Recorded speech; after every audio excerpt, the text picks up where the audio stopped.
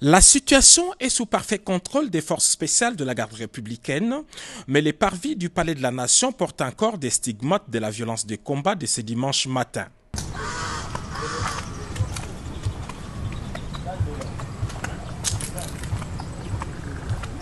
Selon les informations que nous avons recueillies sur place, les commandos avaient organisé son attaque en deux groupes.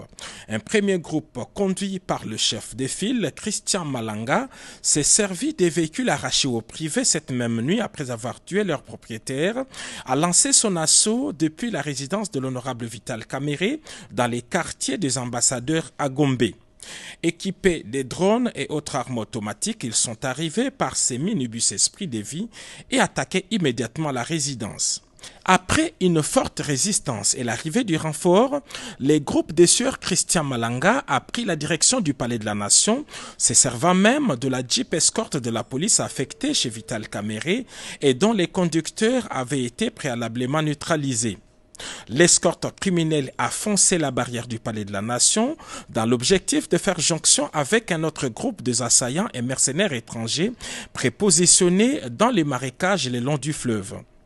Très professionnels, les forces spéciales de la garde républicaine ont cerné les groupes puis lancé les feux sur les assaillants, mettant ainsi fin à leur aventure. Aucun élément de la garde républicaine n'a été touché dans ces combats, mais plusieurs membres de ces commandos, y compris leur chef, ont été tués et plusieurs autres capturés. Ainsi qu'on peut le constater dans ces images tournées par les forces de défense et de sécurité au moment des combats, ces hommes lourdement armés étaient enfouis dans les marécages le long du fleuve au Palais de la Nation. Au moment de notre tournage, le nettoyage s'est poursuivi encore le long du fleuve. C'est en ce moment que ce militaire déguisé en fou a été capturé.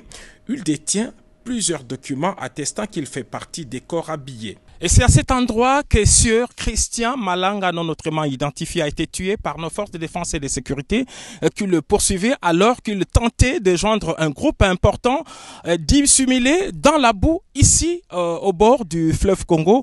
Il tentait donc de traverser sous d'autres cieux. Un homme identifié comme un citoyen américain a même été appréhendé au milieu du fleuve alors qu'il tentait de traverser ces 7 km à la nage.